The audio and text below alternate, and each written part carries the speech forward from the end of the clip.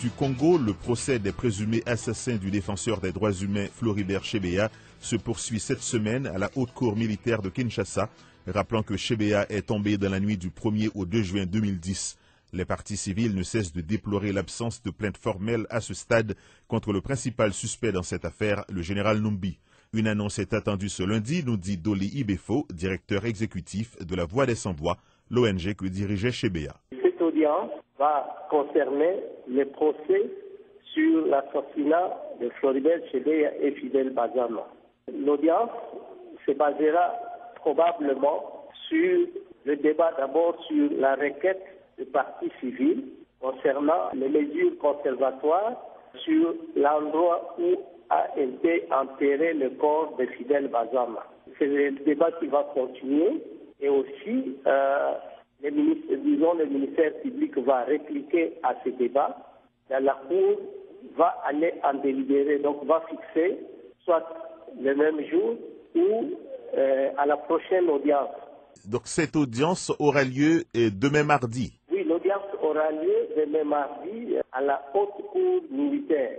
L'attention se porte maintenant sur le chauffeur de Floribert Chebeya, mais concernant l'assassinat de M. Chebeya, à la dernière audience, vous avez été un peu surpris apparemment par la position du parquet. Oui, nous avons été très surpris par la position du parquet militaire.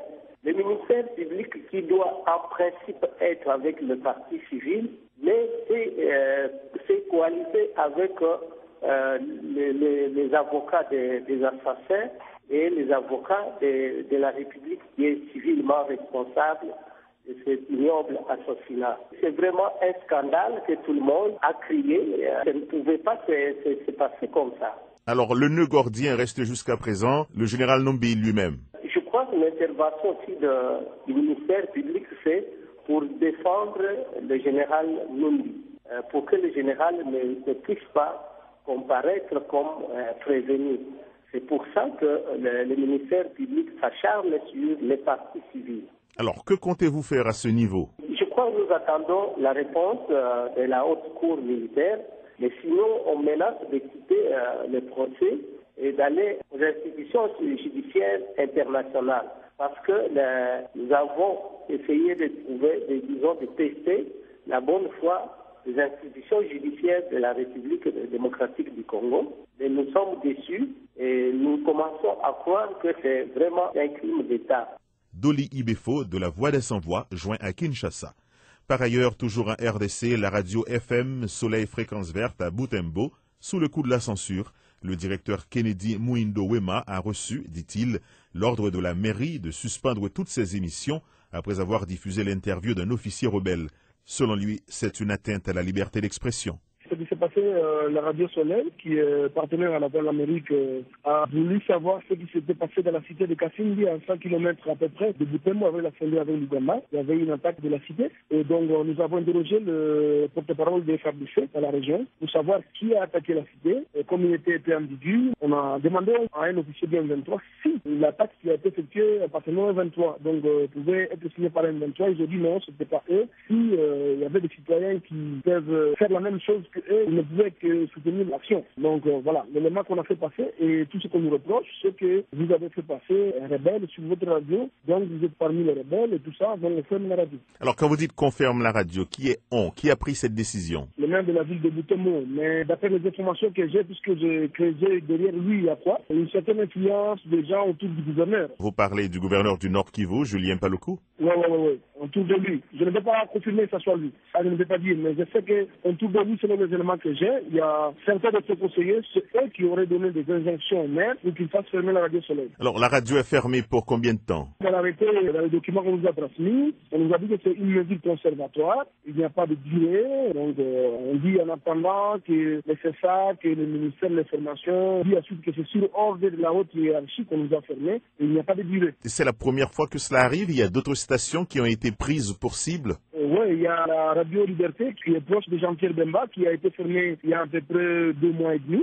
Puisque aussi, on lui a reproché d'avoir donné la parole à un rebelle, à la différence de la radio Liberté, c'était dans une émission d'animation. L'information n'était pas équilibrée. Ça veut dire, on a appelé Rebelle, il a parlé pendant 1 minute ou 2 minutes, c'était arrêté là. Mais nous, c'était différent. On a d'abord appelé les responsables de FADC sur la question précise. Ensuite, on a demandé au M23 si c'était. Nous, on voulait savoir qui l'a fait, qui a attaqué la cité. Alors, nous, on a équilibré l'information qui était ça notre souci. Et on nous a fait porter le chapeau, que bon, voilà, comme vous faites parler les rebelles chez vous. Est-ce que c'est la procédure à suivre? Est-ce qu'un maire peut fermer la radio? Non, naturellement. En termes de la loi 0296 qui régit les médias dans notre pays, qui n'est pas encore aujourd'hui abrogée, cette loi-là ne donne pas à un maire de fermer une radio. En principe, c'est le ministre national qui doit fermer une radio. Après toute une enquête, c'est pas qu'il se réveille, il ferme la radio. Ou quand, dans les cas d'urgence, après un jugement pour un procureur de la République. Un procureur de la République peut fermer la radio. Après le prononcé de jugement, il peut décider de fermer une radio. Êtes-vous en train de faire des démarches pour que cette mesure soit annulée? Oui, je dois dire d'abord une chose, que nous avons fermé la station puisque nous savons comment ça se passe au Congo. Déjà, quand on a fermé la radio Liberté, c'était le 12 juin, oui. Comme la radio Liberté avait résisté de Tambéré à l'ordre du maire, au lendemain,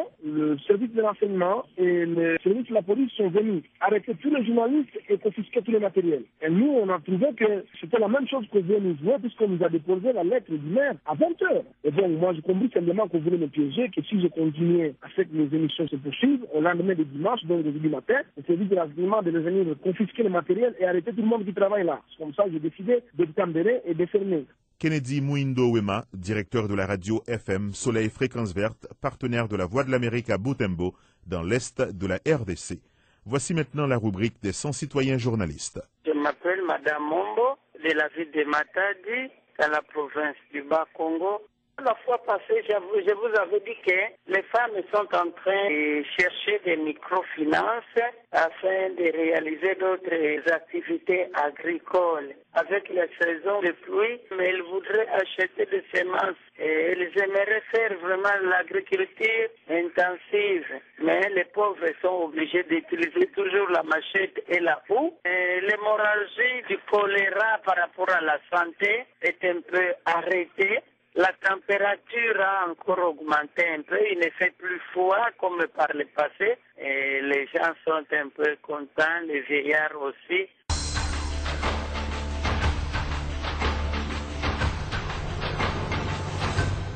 Je m'appelle Daniel, citoyen journaliste de Kinshasa pour la Voix d'Amérique. Ces derniers jours, les clients sont préoccupés du problème de l'Est et aussi le départ des courants électriques chaque jour. On nous disait autrefois, non, il y a baissement des eaux au niveau du fleuve. Quand il y a l'abondance des eaux, on ne nous donne pas l'explication. Et on demande à des fois, mais qu'est-ce qui se passe dans la situation à l'Est? Et il y a de ces officiers qui disent, voilà, à des fois on envoie les gens qui ne sont pas peut-être bien formés. Il y a les autres qui disent que voilà, les autres ont des grades qui ne méritent pas. Vous écoutez Zapping Info Congolaise. De la République démocratique du Congo à Kisangani, 7 officiers sont détenus depuis hier à l'état-major. Il s'agit d'anciens chefs de guerre intégrés dans les FARDC. Ils sont accusés d'incitation à la mutinerie parce qu'ils ont écrit une lettre au chef de l'État Joseph Kabila pour lui demander une promotion. Les précisions de Kamanda Wakamanda Muzembe. Tous avaient appartenu à des groupes armés différents, parfois rivaux. Certains étaient en Ituri, d'autres dans le Kivu. Et c'est l'intégration dans les FARDC qui les a réunis au centre de brassage et de recyclage Lokosa de Kisangani. À l'exemple des anciens du groupe armé CNDP, aujourd'hui M23, ces anciens chefs de guerre ont eux aussi fait des revendications écrites adressées au chef de l'État avec copie à la MONUSCO et à la représentation de l'Union européenne. Ils demandaient entre autres la reconnaissance des grades qu'ils avaient obtenus dans des groupes armés. Mais la hiérarchie militaire de la province orientale n'a pas apprécié la démarche. Le général Jean-Claude Kifoua y a vu une incitation à la mutinerie. Ainsi, tous les militaires signataires du document incriminé ont été arrêtés. Décision a également été prise de les transférer tous et sans délai dans la capitale afin d'y être entendus par les services compétents. Kamanda Muzembe, Kinshasa, RFI. Vous écoutez Zapping Info Congolaise. Suite du journal avec un premier pas au Katanga en RDC où les autorités ont réussi à convaincre les membres du groupe de Gédéon de déposer les armes. Après des négociations dans cette province du sud-est du pays, des centaines de personnes ont accepté de renoncer au combat et 12 d'entre elles se sont déplacées hier à Lubumbashi et ont été reçues par le gouverneur du Katanga. On y revient avec notre correspondant Kamanda Wakamanda Muzembe. Selon Moïse Katumbi Chapwe, de nombreux Maïmaï, membres des milices de Gédéon, ont été convaincus d'abandonner leur aventure. Jusque-là, on est à 600 personnes, 600 Maïmaï qui veulent rentrer et d'ici 10 jours, ils vont commencer à rentrer. Nous avions négocié à l'amiable et ils sont revenus à la raison. Nous travaillons en collaboration avec la MONUSCO et les ONG aussi. Donc, il y aura un processus de réinsertion, ceux qui veulent aller dans l'armée et ceux qui veulent continuer dans la vie civile. Donc, on va continuer avec la démobilisation. Kimpinde Kasongo Ilunga était chef d'un petit groupe, celui qui est arrivé en premier à Lubumbashi. Je suis parti là-bas parce que j'ai vu que la vie dans la forêt n'était pas bonne. J'ai regagné le village pour être comme les autres. Mais il n'y a pas que des adultes dans les groupes armés, les enfants continuent d'être recrutés. Moi, je m'appelle Héritier Kisimba Ngoy. J'ai 15 ans. Le gouverneur du Katanga, Moïse Katumbi Chapwe. Il y a des enfants de 12, 13 ans, 14 ans. Il y a un programme que nous sommes en train de faire avec l'UNICEF pour essayer de leur donner l'éducation qui va beaucoup nous aider. Kamanda ou à Kamanda Muzembe, Lubumbashi RFI. Vous écoutez Zapping Info Congolaise. Cap sur l'Ouganda où les dirigeants de 11 pays des Grands Lacs sont réunis à Kampala pour discuter de la crise dans l'est de la RDC.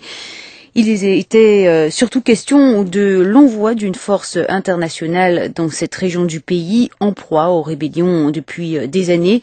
Les forces gouvernementales congolaises affrontent notamment le M23, un groupe de mutins Tutsis. La secrétaire générale adjointe de l'ONU aux affaires humanitaires, Valérie Amos, est arrivée à Kinshasa.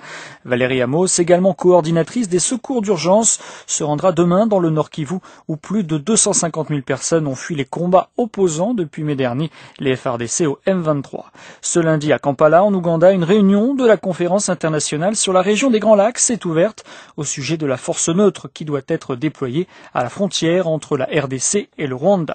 En parallèle, des notables du Nord Kivu se sont réunis à Goma. Le point depuis Goma avec le correspondant de la Voix de l'Amérique, Primo Pascal Roudaïgua.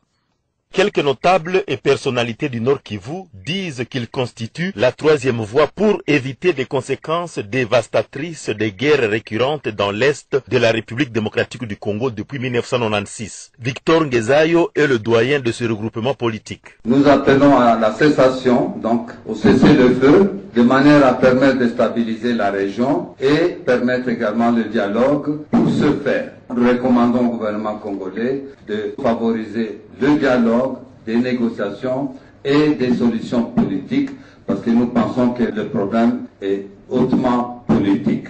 La déclaration de cette troisième voie intervient pendant qu'il se tient à Kampala en Ouganda, le sommet des chefs d'État membres de la conférence internationale sur la région des Grands Lacs. Maître Jean-Paul Lumbulumbu, acteur politique au Nord Kivu. Les chefs d'État doivent se dire la vérité sur la situation de la crise en RD Congo. Parce que nous sommes d'avis qu'il y a une dimension sous-régionale dans la crise que nous sommes en train de vivre maintenant et que c'est important pour que les chefs d'État puissent évaluer de la manière la plus profonde le pacte sur la sécurité, la stabilité et le développement qui, à notre avis, est un instrument très important pour la stabilisation de cette partie de la province. Plusieurs recommandations sont formulées aux belligérants qui doivent cesser la guerre et dialoguer. Aux chefs d'État de la CIRGL doivent amener toutes les parties prenantes à la crise à négocier et au gouvernement congolais d'analyser les véritables causes de la présente crise dont la frustration des groupes armés. Le gouvernement congolais n'est pas d'accord avec toute initiative de négocier avec les groupes rebelles. Il tient pour l'instant aux concertations diplomatiques en cours. Goma, Primo. Vous écoutez Zapping Info Congolaise.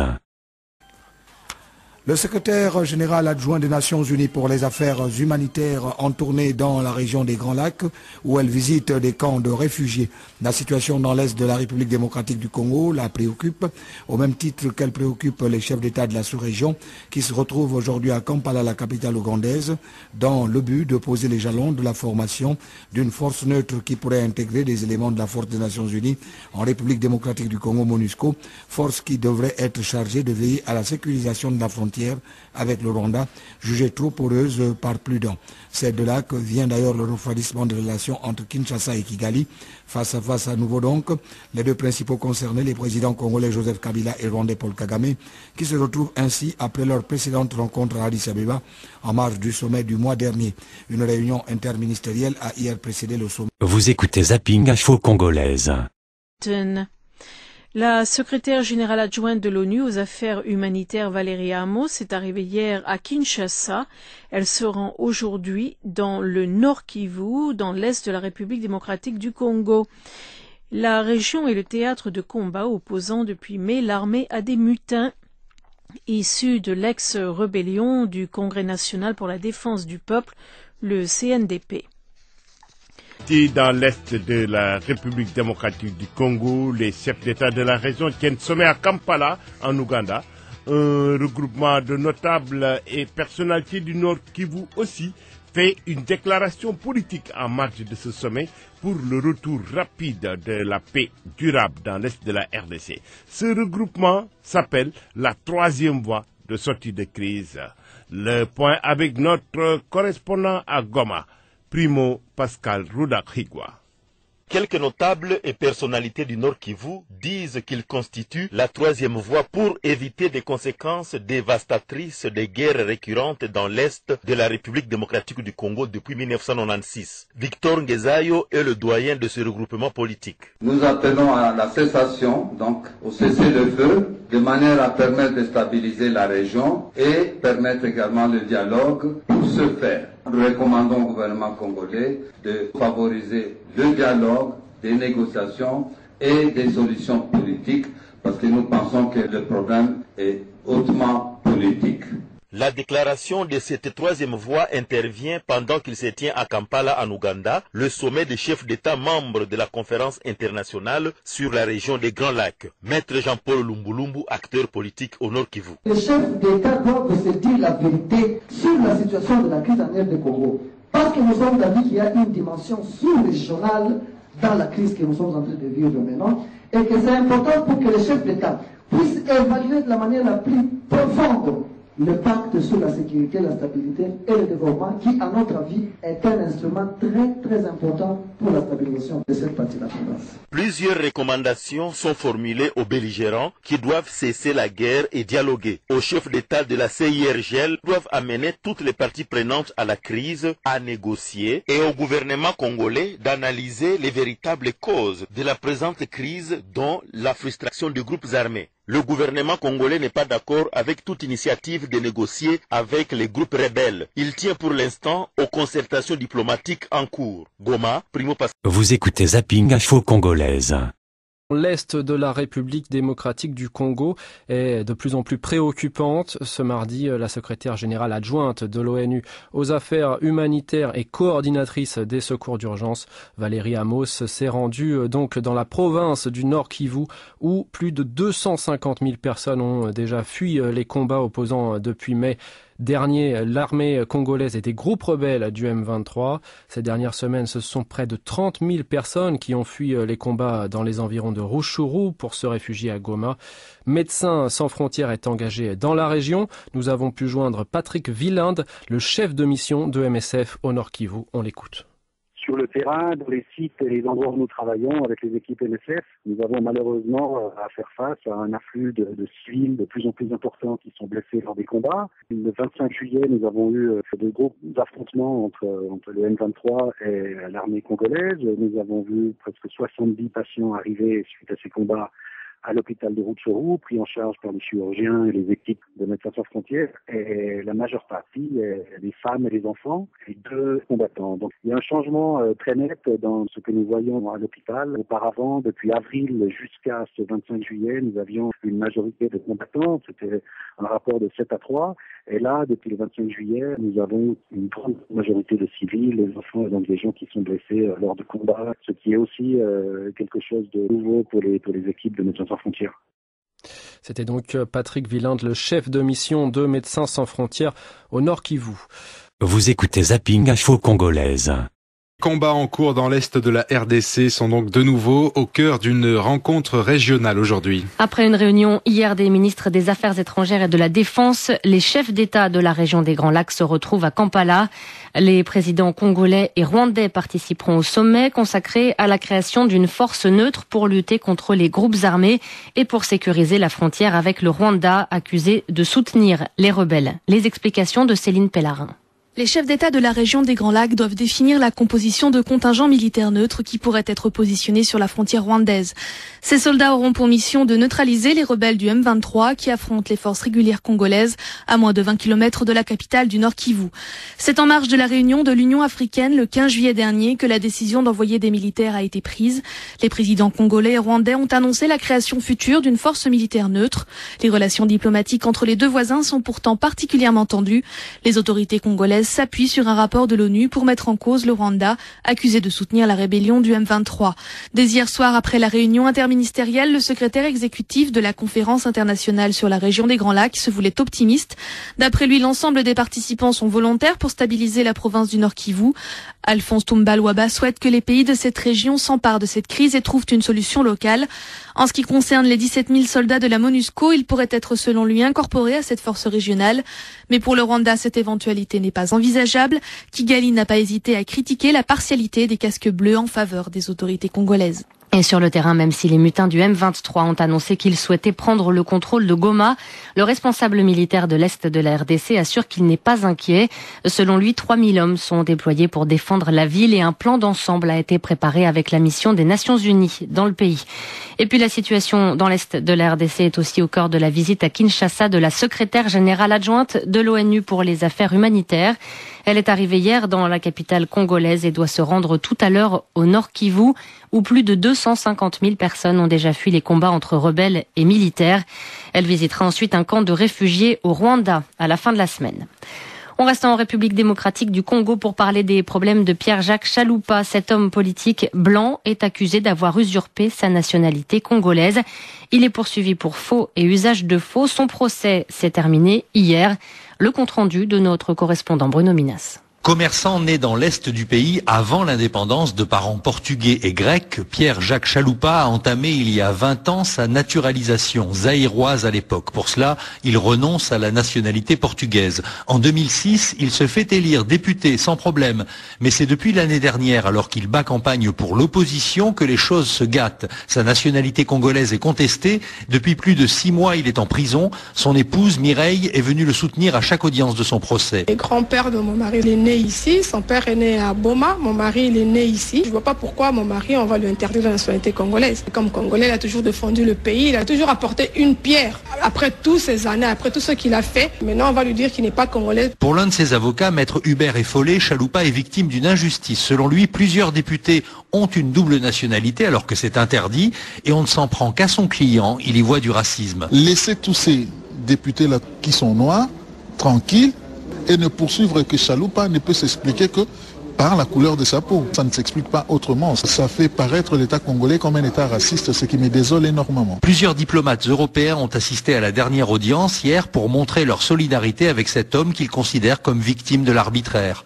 Bruno Minas, Kinshasa, RFI. Vous écoutez Zapping Info Congolaise. La secrétaire d'État américaine Hillary Clinton a exhorté le Rwanda et les autres pays d'Afrique centrale à couper l'aide aux rebelles du M23 dans l'est de la République démocratique du Congo. Pour Mme Clinton, le M23 constitue une menace sérieuse à la stabilité et à la sécurité régionale. Elle a déclaré pendant une conférence de presse à Pretoria en Afrique du Sud. Violence, rape, killing and terrible human rights abuses over the last several years by renegade criminal bands and Madame Clinton a déploré la violence, les viols, tueries et violations horribles des droits de l'homme commis ces dernières années dans la région par des bandes de renégats criminels et elle a ajouté « Nous soutenons les efforts de la RDC et nous invitons tous les États de la région, y compris le Rwanda, à travailler ensemble pour couper le soutien aux rebelles du M23 les désarmer et traduire en justice leurs leaders. Les Nations Unies, on le sait, ont accusé le gouvernement rwandais de soutenir activement le M23, ce que dément le gouvernement rwandais. Pendant sa conférence de presse à Pretoria, Mme Clinton a exprimé le soutien des États-Unis au sommet des chefs d'État de la région des Grands Lacs à Kampala et qui porte sur la création éventuelle d'une force neutre chargée d'éradiquer les groupes armés dans l'est de la RDC. Les présidents Joseph Kabila de la RDC et Paul Kagame du Rwanda y participent. Le mois dernier, les États-Unis ont suspendu leur assistance militaire au Rwanda à cause des préoccupations sur un soutien de Kigali aux rebelles du M23. Mirou Guinestor, citoyen journaliste à la ville de Kisangani. À 165 km de la ville, c'est-à-dire dans la cité de Bundu, il y a un groupe de personnes qui ont blasphémé l'église catholique de cette cité. Ils ont détruit presque tous les instruments religieux. Ce groupe-là a été conduit par un certain Massoudi qui se surnomme M19. Suite à cet incident, l'église catholique de Bundu vient de déposer plainte ici dans la ville de Kisangani. Pour l'instant, l'incriminé, c'est-à-dire le monsieur Massoudi et son groupe de malfrats sont déjà à Kisangani, où ils attendent leur jugement par rapport à ce qu'ils viennent de commettre à Ubundu en détruisant l'église catholique de Ubundu.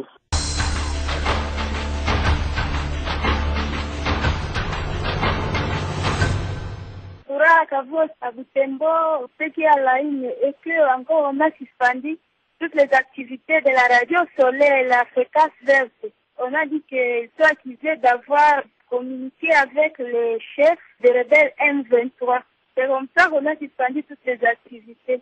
Déjà parce que ce sont des contre-fixés, parce qu'ici vraiment, du tout qu'il y a les responsables d'autres radios qui sont toujours poussés par les autres. Peut-être ils ne s'aiment pas. Maintenant, c'est comme ça qu'on est en train de dire que les autres sont en train d'accuser les chefs des radios là de mensonges. Parce que ce sont toujours des radios qui semblent être des radios les plus écoutées ici en ville de Butembo. Mais jusque-là, on sait... Vous écoutez Zapping Info Congolaise.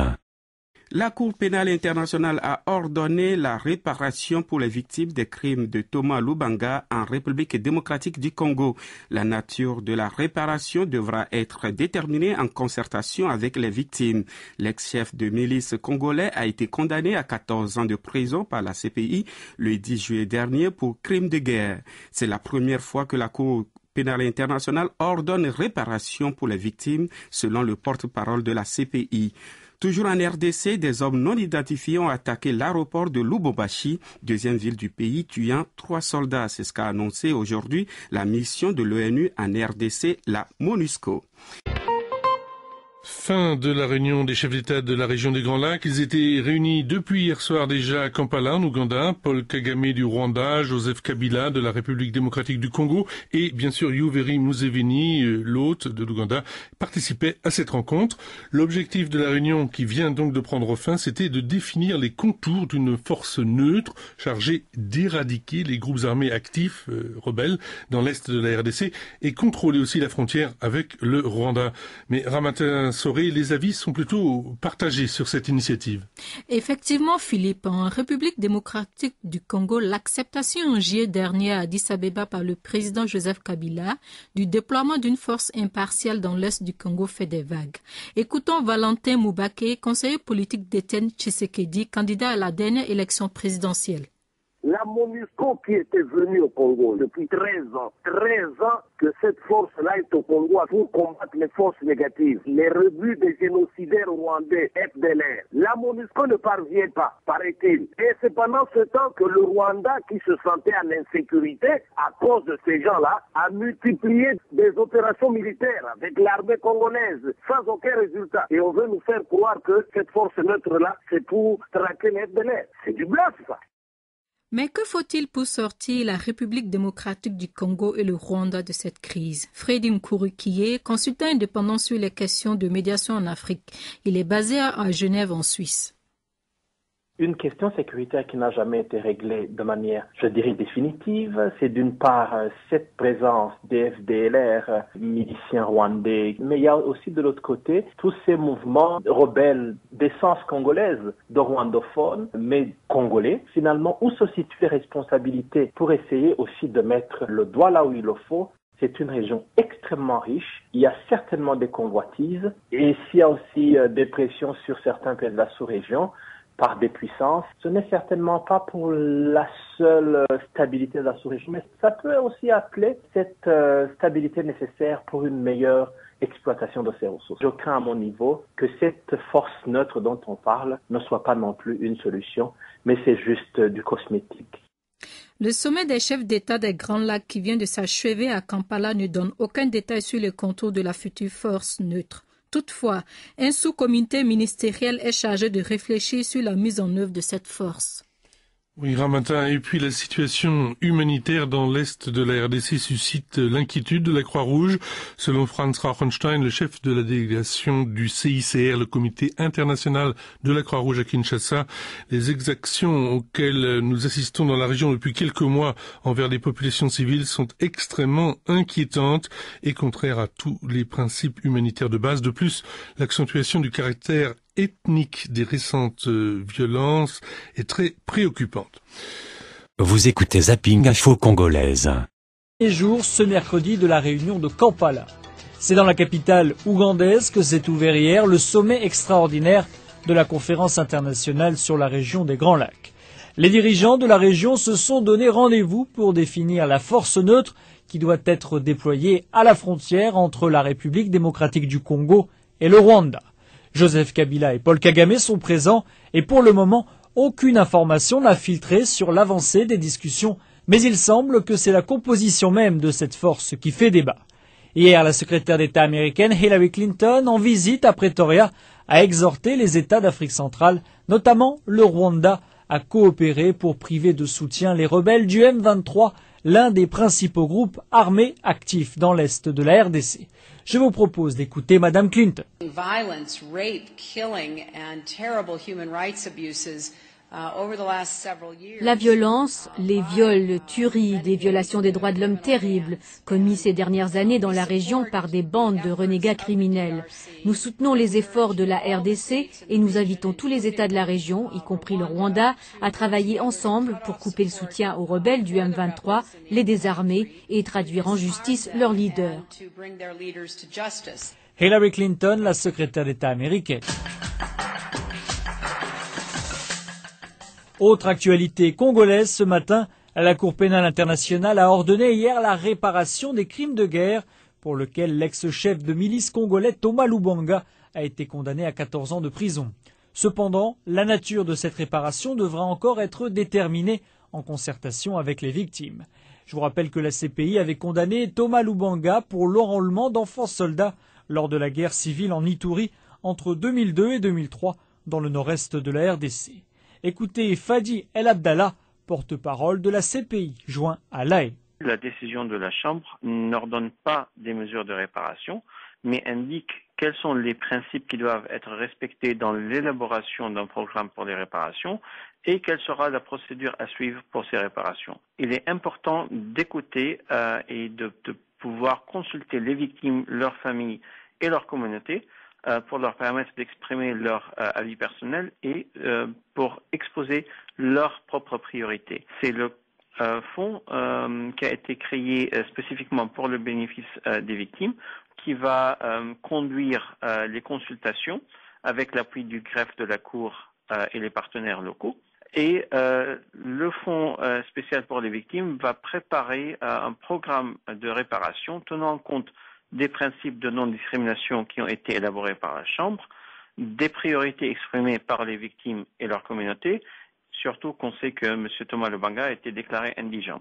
Donc le programme de réparation qui sera élaboré suite aux consultations avec les victimes et leur communauté va être présenté par le Fonds spécial pour les victimes aux juges de la CPI qui vont décider là des mesures pour les réparations. Est-ce qu'on a une idée du nombre de victimes éligibles à ces réparations? Nous n'avons pas une idée déterminée sur le nombre des victimes. Il y a un certain nombre de victimes qui ont présenté des demandes pour les réparations. Ceci dit, les juges ont indiqué que sont éligibles aux réparations les victimes directes et les victimes indirectes des crimes commis par M. Thomas Lubanga Dilo, donc l'enrôlement et l'utilisation des enfants de moins de 15 ans dans les hostilités en Ituri entre 2002 et 2003. Mais en plus de ça, il y a également la famille des victimes directes et les personnes qui auraient essayé d'empêcher la commission des crimes ou d'aider les victimes. Tous sont éligibles, mais comme j'ai bien indiqué, l'approche est pour un système de réparation collectif, que ce soit symbolique ou matériel ou une combinaison des deux. Fadi El Abdallah, porte-parole de la CPI, était joint à La Haye. Voici à présent les témoignages des 100 citoyens. Vous écoutez Zapping Info Congolaise. À Johannesburg, le procès se poursuit donc dans l'affaire Faustin Kayumba Nyamwasa. 3 Tanzaniens et 3 Rwandais sont jugés pour tentative d'assassinat sur cet ancien chef d'état-major rwandais. Il y a un peu plus d'1 an, il avait été la cible de tirs devant son domicile sud-africain où il vit en exil. Le général a été condamné par contumace dans son pays pour désertion et atteinte à la sûreté de l'État. Et il a toujours accusé le régime de Paul Kagame d'être derrière cette tentative d'assassinat. Compte rendu des audiences avec Sophie Rebstein. À la presse locale, le général Kayumba Nyamwasa a assuré récemment que Paul Kagame est vicieux, méchant, imprévisible, cupide et assassin. Il veut me voir mort parce que j'en sais trop. Selon l'ex-chef d'état-major de l'armée rwandaise, Kagame est responsable de la mort de 3 chefs d'État africains. Il aurait commandité l'attentat contre l'avion qui transportait les présidents rwandais et burundais Habyarimana et Ntariamira le 6 avril 1994. Il aurait aussi donné l'ordre de tuer Laurent Désiré Kabila en 2001 parce qu'il n'aurait pas respecté un accord. Maintenant, Faustin Kayumba Nyamwasa assure comploter contre Kagame. Avec d'autres exilés, il a fondé un parti politique, le Congrès national du Rwanda. Des déclarations qui auraient mis en colère les autorités sud-africaines. D'après la presse rwandaise, le ministère des Affaires étrangères sud-africain l'aurait rappelé à l'ordre, lui signifiant qu'en tant que réfugié, il n'a pas le droit de mener des activités politiques. Sophie Rebstein, Johannesburg, RFI. Toujours en Afrique du Sud, la secrétaire d'État américaine est attendue aujourd'hui à l'université du Cap où elle doit prononcer un discours. Hier, elle s'est exprimée sur la situation dans l'est de la RDC. Les combats se poursuivent et les mutins du M23 sont toujours aux abords de Goma. Hillary Clinton a appelé tous les pays d'Afrique centrale à coopérer pour priver les rebelles des soutiens dont ils pourraient bénéficier. Et elle a insisté sur la position du Rwanda, accusé par Kinshasa et les Nations Unies de financer le M23. Le M23 est certainement le groupe armé connu le plus actif qui menace les populations de l'Est du Congo actuellement, mais ce n'est pas le seul. Il y a eu de manière constante des violences perpétrées, des viols, des tueries et de terribles violations des droits de l'homme ces dernières années par différents groupes rebelles criminels.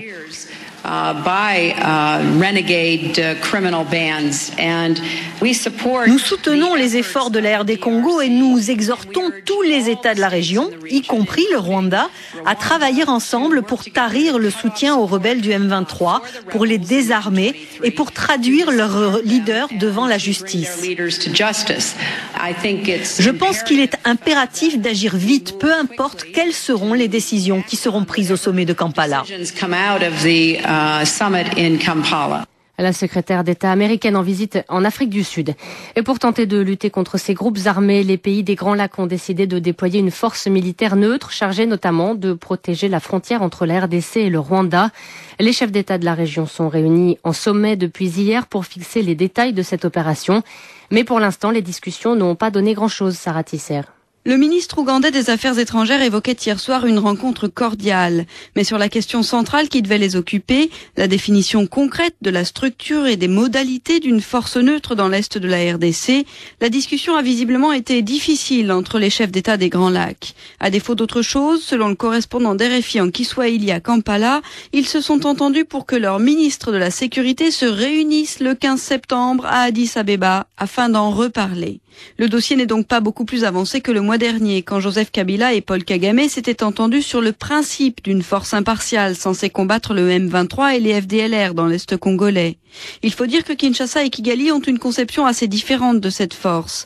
La RDC souhaiterait notamment que les soldats de la mission de l'ONU soient mis à contribution, mais pour le Rwanda, qui reproche à la MONUSCO de prendre parti pour les autorités congolaises, ça n'est pas envisageable.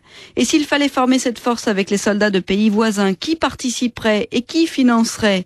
Rappelons que le Kenya, le Burundi et l'Ouganda sont déjà pourvoyeurs de troupes pour combattre les insurgés islamistes en Somalie.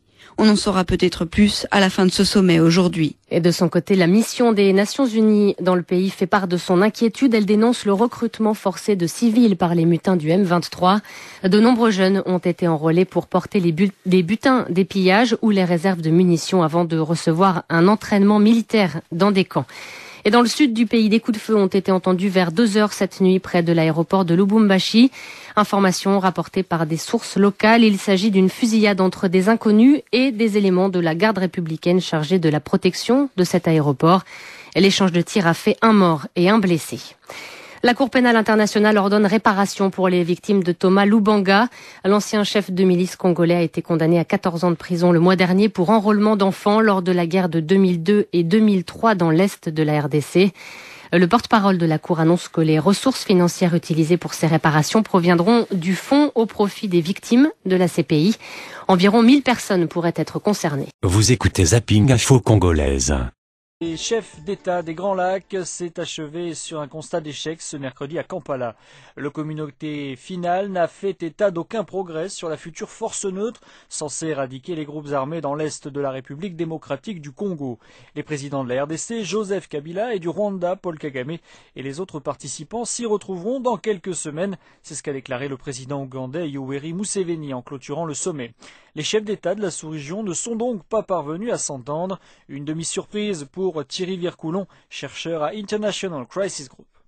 Ça ne me surprend pas beaucoup. Il est clair que Kinshasa et Kigali ont des vues très différentes sur la force qui devrait se déployer à la frontière du Rwanda et de la RDC. Kigali voudrait que ce soit une force africaine et elle voudrait surtout en faire partie, ce qui est inacceptable pour Kinshasa. Donc il a été décidé qu'une autre réunion aurait lieu en septembre pour essayer de continuer à réfléchir et de trouver une formule qui satisfasse tout le monde. Donc les discussions vont continuer et pendant ce temps-là, sur le terrain, le M23 et l'armée congolaise continuent à se faire face. On sait qu'Hillary Clinton, la secrétaire d'État américaine, s'est exprimée et a demandé notamment au Rwanda de faire des efforts lors de ces discussions. Aujourd'hui, quelle est la position de Kigali? Kigali est clairement sous pression de ses donateurs, puisque certains d'entre eux ont pris la décision de geler des fonds d'aide. Donc le message est très très clair en ce qui concerne Kigali, et ce message est d'arrêter de soutenir des groupes armés de l'autre côté de la frontière. En ce qui concerne la diplomatie rwandaise, depuis le début de cette crise, on peut dire qu'elle joue l'apaisement, puisque même s'ils ont eu des mots très durs et des condamnations, on voit que dans le cadre des discussions de la CIRGL, le Rwanda est plutôt accommodant, et à mon avis, il est d'autant plus accommodant qu'il sait que l'option d'une force africaine qu'on déploierait à la frontière des deux pays est une option qui n'est pas prête de se réaliser. À vous entendre, on a l'impression que cette force africaine n'a peut-être aucune chance de voir le jour. Il faut bien se rendre compte, parce que ça tend un peu à être la solution qu'on sort du chapeau à chaque fois qu'il y a une crise quelque part en Afrique. On voit qu'en ce moment, la CEDEAO et l'Union africaine discutent de la mise en place aussi d'une force pour aller au Mali. Ça a l'air là aussi très complexe. Il y a déjà une force de cette nature qui est en Somalie pour lutter contre les islamistes. Ce sont des opérations qui sont extrêmement difficiles, militairement, financièrement, logistiquement, etc. Et on voit bien que l'Afrique a beaucoup de mal à s'engager dans cette voie. Donc je crois que, en effet, les gens qui ont mis cette option sur la table de la CIRGL sont tout à fait conscients que les pays de la région, même avec l'appui de l'Union africaine ou d'autres organisations, auraient beaucoup de mal à mettre en place une telle force. Thierry Vircoulon, chercheur à International Crisis Group, joint à Nairobi, et j'ajoute que les rebelles du M23 se sont déclarés satisfaits des conclusions de ce sommet. Voici à présent les témoignages des 100 citoyens journalistes en RDC. Richard, journaliste citoyen en Bougemaï au Kassai oriental. L'information et l'actualité, c'est la circulation de nouvelles coupures, des grosses coupures de banque injectées par la Banque centrale du Congo sur le marché de consommation. Et en Bougemaï, ça fait plus de 2 mois que les gens attendaient ces billets qui sont très rares sur le marché.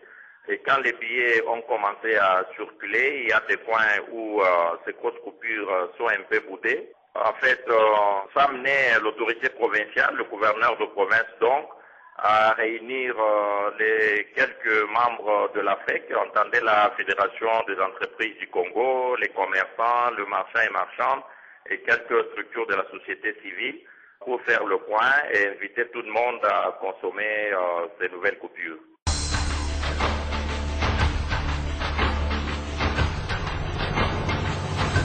Narwal Mabila, c'est un journaliste pour le Katanga. L'aéroport international de la Loano a été attaqué dans la nuit de ce mercredi à partir de 2 heures dans la nuit par des hommes armés. On ne connaît pas leur origine. L'échange de tirs a eu lieu entre ces assaillants et la garde républicaine. Le bilan jusqu'à présent est de 3 morts, donc cela veut dire il y a 2 qui ont été touchés par balle et un autre qui a été brûlé dans la tente.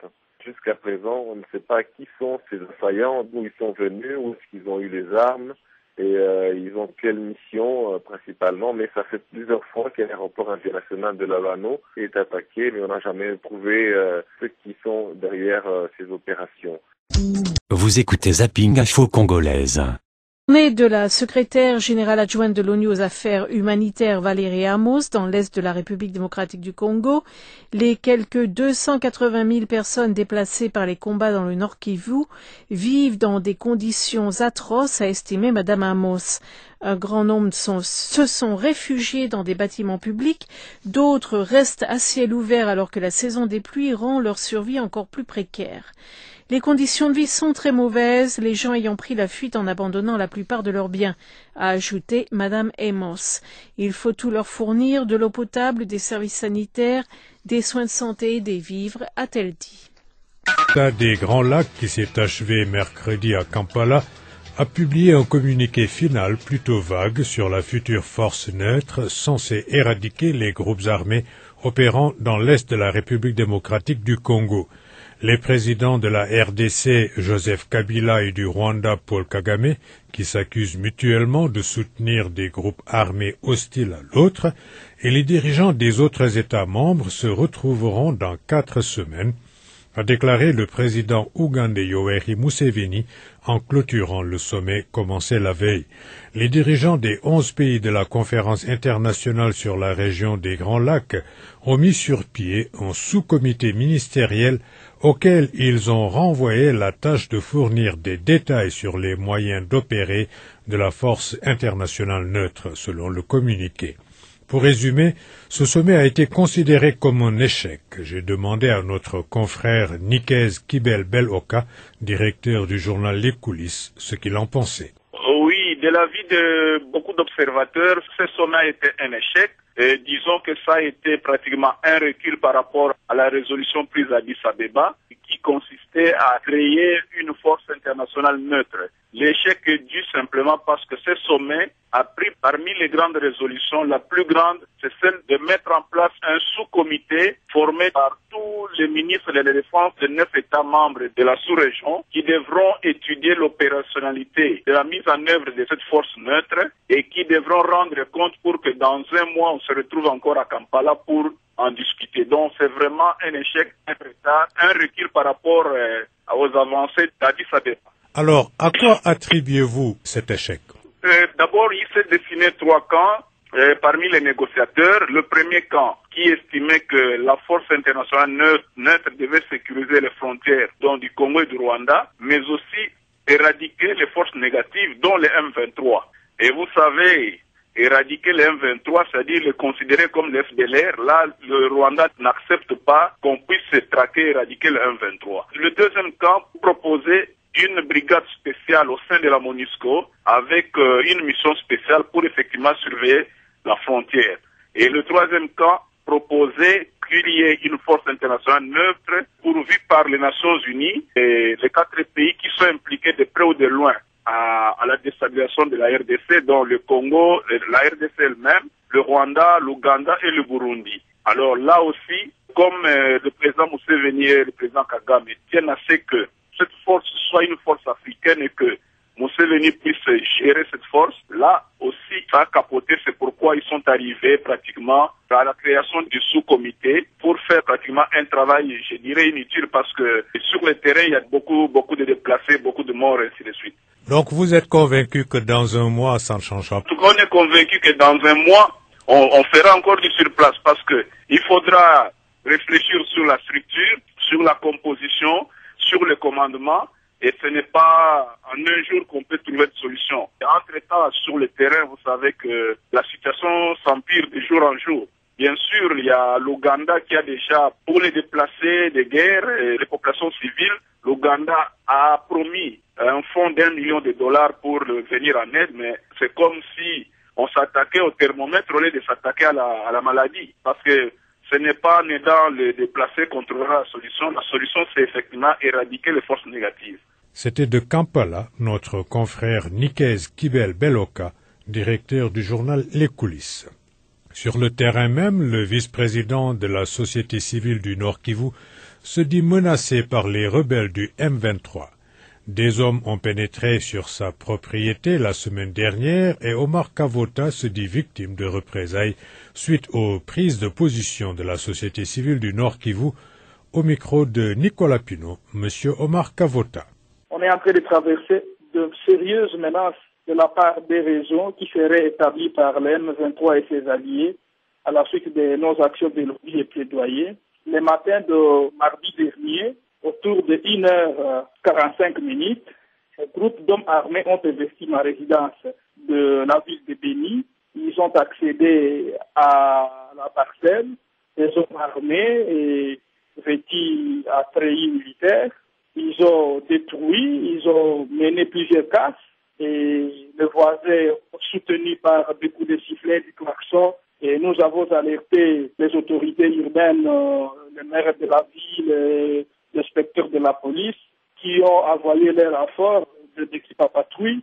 Malheureusement, ces assaillants venaient de sortir et ils ont opéré pendant plus d'une demi-heure. Et donc, nous sommes en train de traverser une situation qui nécessite effectivement la protection. Qu'est-ce qui vous laisse à penser que ce sont des éléments du M23 ? Nous sommes en train de recevoir des messages, des menaces, des appels téléphoniques, même des témoignages sur des complots qui sont en train d'être montés à partir de Goma, le chef de la province où nous avons nos installations, et avec des ramifications dans les villes de la province, même à travers le Rwanda et l'Ouganda. Et nous sommes convaincus qu'au regard de ces témoignages qui sont sérieux et de ces menaces que nous recevons, en tout cas, il y a point à douter que ça doit être un réseau mis en place par le M23 et leurs alliés, ainsi que ceux qui sont blessés par nos actions. Pourquoi dérangez-vous selon vous ? Ils nous en veulent parce que nous constituons un obstacle sur la réalisation de leur plan machiavélique et diabolique. Et donc nous pensons que nos actions les gênent. Pour la plupart, ils disent que nous empêchons leur avancer à travers nos actions de lobby et de plaidoyer au niveau du gouvernement, de la communauté internationale. Nous constituons pour eux un blocage et nous pensons que c'est à la suite de tout ça que nous sommes vraiment leur cible. Omar Kavota, joint à Béni. Vous écoutez Zapping Info Congolaise. Les chefs d'État de la région des Grands Lacs se retrouveront donc dans un mois pour parler une nouvelle fois des détails de l'envoi d'une force internationale dans l'est de la République démocratique du Congo. Hier, après 2 jours de sommet à Kampala, ils n'ont pas annoncé d'avancées concrètes. Même s'ils en ont tous les deux accepté le principe, les présidents rwandais et congolais n'ont pas la même vision de ce que doit être cette force. Et Kinshasa souhaite impliquer davantage les casques bleus, mais Kigali, accusé par les Nations Unies de soutenir les mutins du M23, juge la MONUSCO partielle. Retour sur les conclusions du sommet avec Céline Pellarin. Le sommet des chefs d'État de la région des Grands Lacs s'est achevé sans progresser sur la création d'une force neutre qui pourrait être déployée dans l'est de la République démocratique du Congo.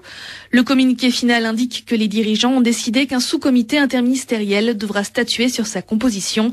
Le secrétaire exécutif de la CIRGL est optimiste et attend prochainement la composition de cette force neutre. Dès la semaine prochaine, nous allons nous retrouver à Goma avec le sous-comité des ministres de la Défense et qui aura pour mission d'opérationnaliser la force internationale neutre. Il y a des pays de la région qui sont déjà prêts à donner des contingents pour cette force internationale. Ce qui est important et qu'il y ait une appropriation régionale. L'appropriation de la crise qui se déroule au Nord Kivu est donc une gageure pour les pays de la région des Grands Lacs. En plus de la création d'une force régionale, le ministre de la Défense congolaise annonce que des sanctions pourraient être prises contre ceux qui s'opposeraient au processus de pacification. Ce qui constitue un frein ou une obstruction au processus de pacification s'expose à des sanctions qui pourront être prises collectivement par les pays de la région. Mais avant les sanctions, il faudra concrétiser précisait le principe de cette force neutre annoncée conjointement par les présidents Kagame et Kabila lors du dernier sommet de l'Union africaine. Une force militaire qui reste pour l'instant à l'état de projet. Le M23 se félicite de ces déclarations des chefs d'État, même si tous ont estimé pendant le sommet de Kampala que les mutins étaient responsables de la dégradation de la situation sécuritaire dans la région. Le coordinateur politique du mouvement rebelle assure au contraire que les pays des Grands Lacs considèrent le M23 comme un partenaire pour la paix. Et sur le terrain, Amnesty International dénonce des menaces contre les militants des droits de l'homme et les journalistes dans la zone où se déroulent les combats. Plusieurs d'entre eux ont déjà été menacés de mort après avoir parlé du recrutement forcé de civils ou bien encore des exécutions sommaires commises au Nord Kivu. Et dans le sud de la RDC, l'aéroport de Lubumbashi a été attaqué dans la nuit de lundi à mardi. Comme vous le disiez, hier, il y a eu des coups de feu vers 2h du matin. Des inconnus s'en sont pris aux gardes républicains chargés de la protection de cet aéroport. Le comité provincial de sécurité fait état d'un mort et un blessé, mais plusieurs sources indépendantes parlent de 3 morts dans cette attaque. On y revient avec notre correspondant Kamanda ou à Kamanda Muzembe. C'est dans la nuit de mardi à mercredi que des inconnus ont attaqué des positions de la garde républicaine aux abords de l'aéroport de Loano à Lubumbashi. Les assaillants ont eu le temps de s'évanouir dans la nature. Seulement 2 armes de guerre et des munitions abandonnées par ce dernier ont pu être récupérées. Le comité provincial de sécurité du Katanga a mis en place une commission d'enquête pour faire la lumière sur cette affaire. On note cependant que les précédentes attaques dirigées contre l'aéroport et des objectifs militaires du Katanga n'ont toujours pas encore été élucidées. Même les évasions dans les prisons de la province, dont celle spectaculaire du chef de guerre Gédéon Kyungu Mutanga. Les assaillants, eux aussi, n'ont jamais été identifiés comme tels. Certains ont toujours accusé les indépendantistes katangais, les descendants des Tigres, ces ex-gendarmes du sécessionniste Moïse Tshombe, dont la plupart étaient réfugiés en Angola. Pour la dernière attaque de l'aéroport de Lubumbashi, il y a ceux qui évoquent une bavure au sein même de la garde républicaine. Kamanda ou à Kamanda Muzembe, Kinshasa RFI. Toujours au Congo-Kinshasa, le mouvement de la Voix des Sans-Voix s'inquiète du sort d'Eugène Diomine Dongala. Ce député de la démocratie chrétienne est l'un des plus ardents soutiens d'Eugène Tshisekedi et cela fait 6 semaines maintenant qu'il n'a pas donné signe de vie. Selon les autorités, il serait en fuite. Mais pour sa famille et ses proches, il a été arrêté. Son ONG précise qu'aucune source digne de foi ne donne d'indication sur la localisation ou même l'existence d'Eugène Diomine Dongala et elle craint qu'il ait été l'objet d'une exécution sommaire. Vous écoutez Zapping Info Congolaise. Dans l'est du Congo, après le sommet de Kampala qui a réuni des chefs d'État de la région des Grands Lacs pour trouver des solutions à la crise qui secoue l'est de la RDC depuis le mois d'avril. De Goma, un vox pop de notre correspondant sur place, Pascal Rodahigwa.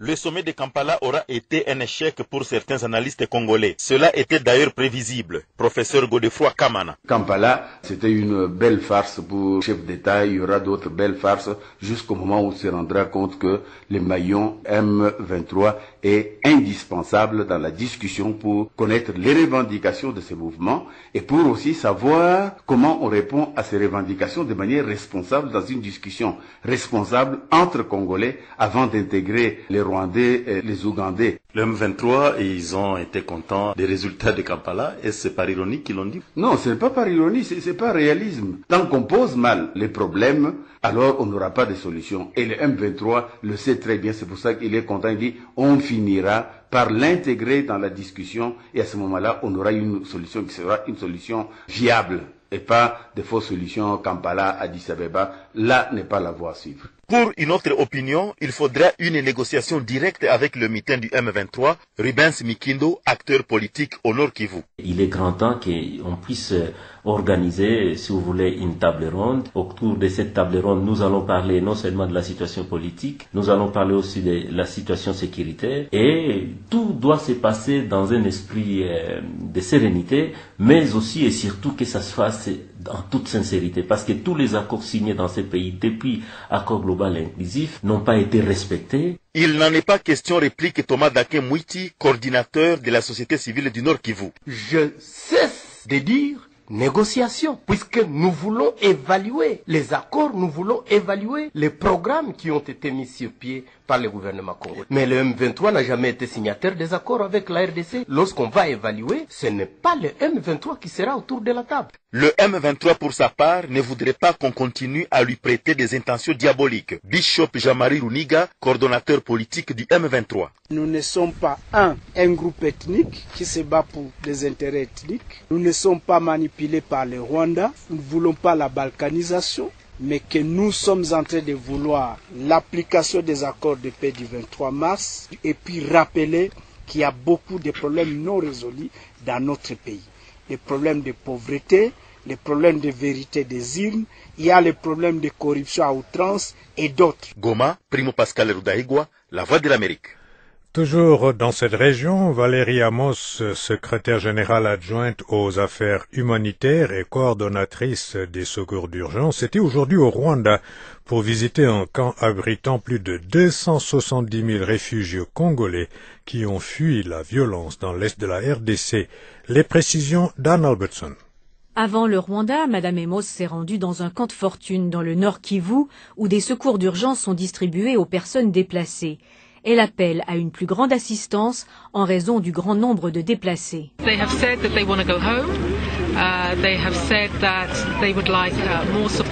Ils ont dit qu'ils voulaient retourner chez eux. Ils ont dit qu'ils aimeraient recevoir plus de soutien ici.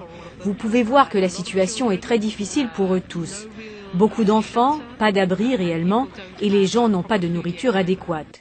En terminant sa visite de 3 jours en RDC, Valérie Amos a reconnu qu'il y a de multiples demandes d'assistance humanitaire à travers le monde, mais elle a ajouté que le peuple congolais mérite qu'on continue de le soutenir. Selon les Nations Unies, le Congo a reçu quelques 341 millions de dollars, soit la moitié des 791 millions nécessaires pour faire face aux défis humanitaires cette année. La sous-secrétaire générale des Nations Unies pour les affaires humanitaires a pu constater de visu les effets des attaques des rebelles du M23 au Nord Kivu.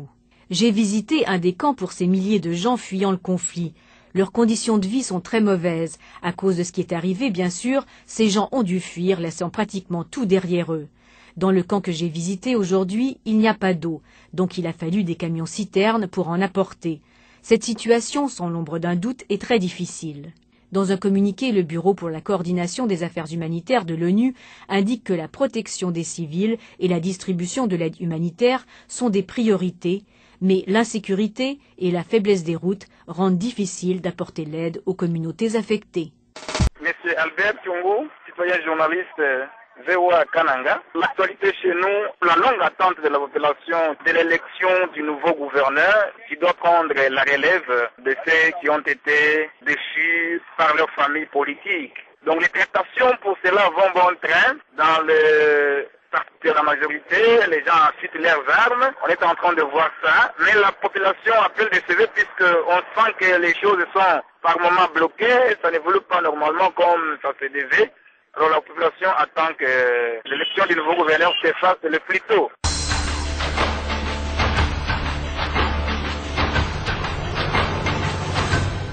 Des amis Nagoma. Le problème, c'est la situation humanitaire. Les déplacés vraiment ne savent pas sur quel pied se voir. Par exemple, ceux qui sont ici à Iragongo, et même ici à Goma, il y a beaucoup de gens, vous aurez des enfants, vous aurez des femmes, même quelques hommes, surtout les enfants et les femmes, qui viennent demander, donc tous qui n'ont pas à manger, ils n'ont rien là, ils commencent à circuler dans la rue pour venir demander quelque chose pour les civils. En fait, c'est ça la situation qui est ici. Alors, le problème qui est là, c'est tout on est en train de payer même les arrêts alimentaires, donc plus que c'était le jour de récolte.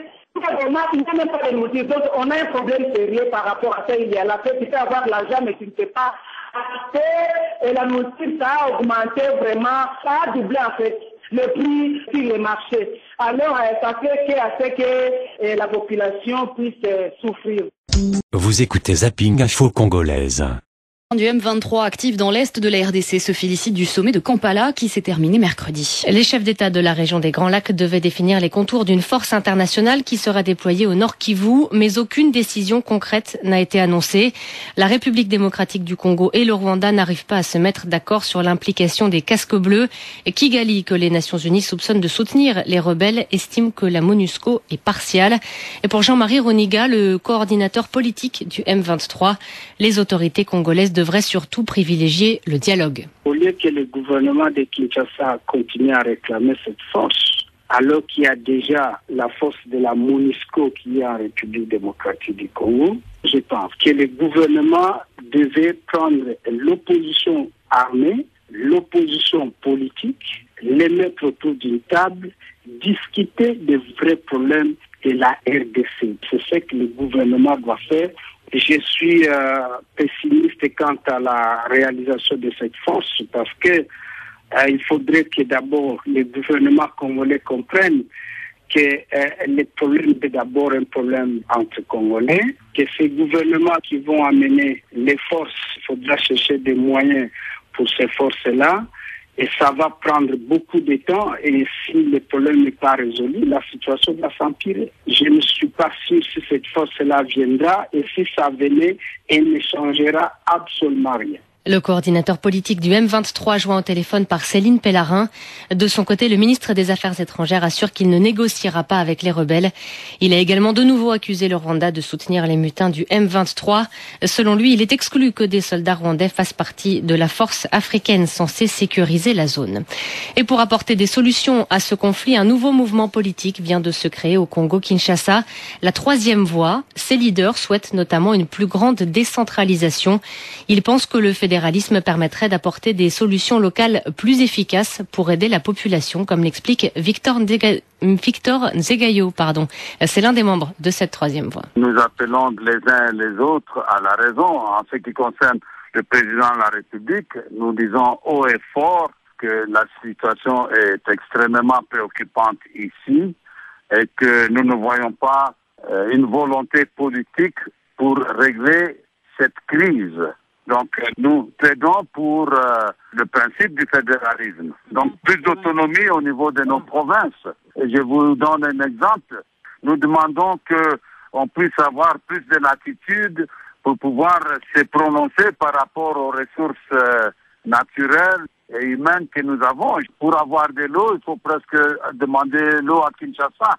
Nous habitons dans le centre-ville de Goma où nous avons ce réservoir que vous connaissez, le lac Kivu. Et pourtant, la population manque de l'eau dans le centre-ville de Goma. Des propos recueillis par Guillaume Thibault. Vous écoutez Zapping Info Congolaise.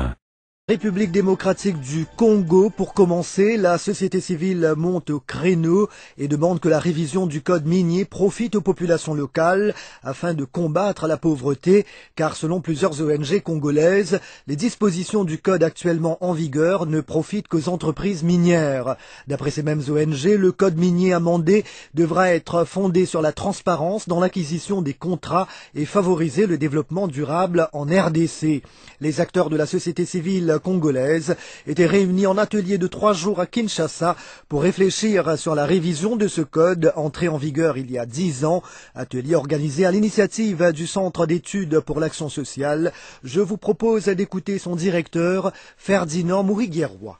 En fait, c'est les organisations de la société civile, coordonnées par le CEPAS et SAROA. SAROA est une ONG de l'Observatoire des ressources naturelles en Afrique du Sud.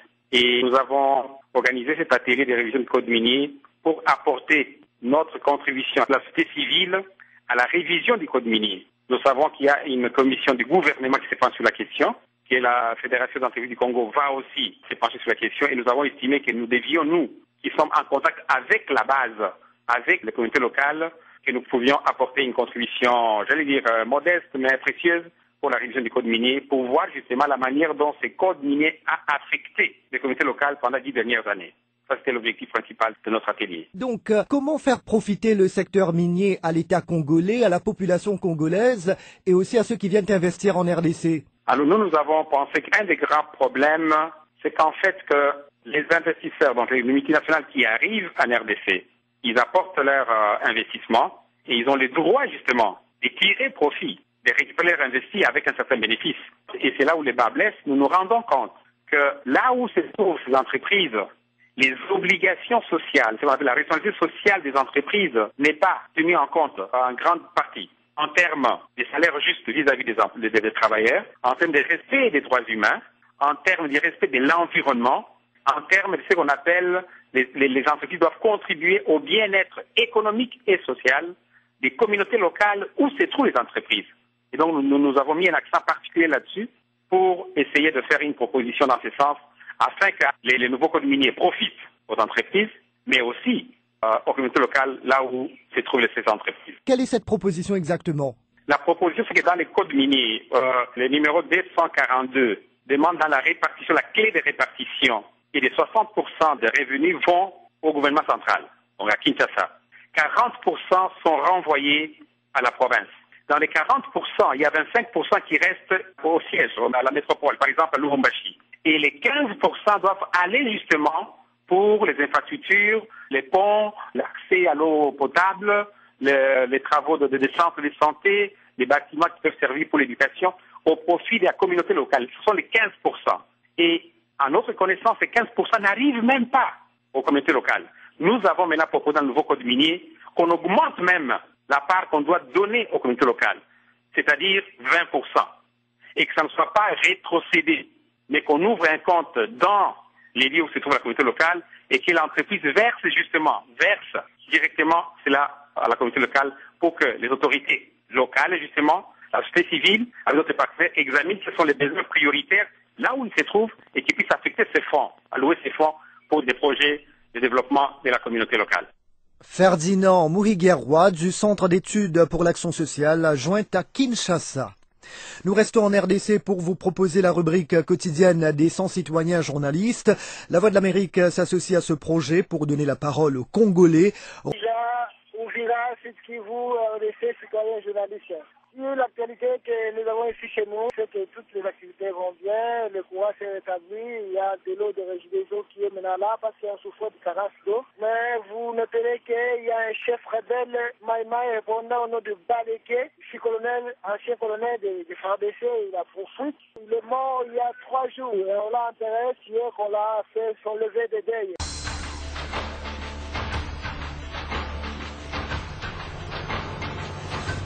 Kalemi, Peter Chaba pour la Voix de l'Amérique. L'actualité à Kalemi, c'est la lutte contre le choléra que mène aujourd'hui la Croix-Rouge de la République démocratique du Congo. À Moba, un territoire situé à 270 km au sud de Kalemi, la Croix-Rouge district du Tanganyika a procédé à la construction de 4 latrines publiques à Moba-Port, à Kapakwe et Ampala, ainsi qu'à l'aménagement de 4 puits dans ces milieux et à Mulunguzi. Outre ce projet de 6 mois, clôturé le 31 juillet dernier et financé par l'UNICEF, le Fonds des Nations Unies pour l'enfance, la Croix-Rouge district du Tanganyika procède également à la chloration d'eau dans les territoires de Kalemi et Moba et la sensibilisation sur l'hygiène à travers les mamans club des mères. Selon M. Kipoka Ambadi, président de la Croix-Rouge district, à travers le financement des Pool Found, 7 autres latrines sont construites à Moba-Port et la réhabilitation d'autres puits non fonctionnels.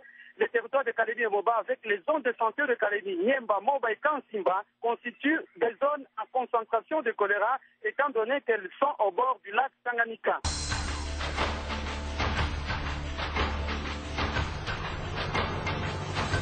David Fariala, citoyen journaliste à partir de Lubumbashi. Une nouvelle qui fait la une à Lubumbashi, c'est les échanges de tirs au niveau de l'aéroport international de la Loano. Les tirs qui ont eu lieu avant-hier de 2h du matin jusqu'à 6h du matin. Et jusque-là, les autorités civiles et militaires rassurent la population sur la sécurité qu'ils maîtrisent déjà sur toute l'étendue de la ville. Mais on sait tous que les tirs ont eu lieu entre les éléments de la garde républicaine qui font la sécurité de l'aéroport et les autres éléments, nous ne connaissons pas. Les assaillants ne sont jusque-là identifiés.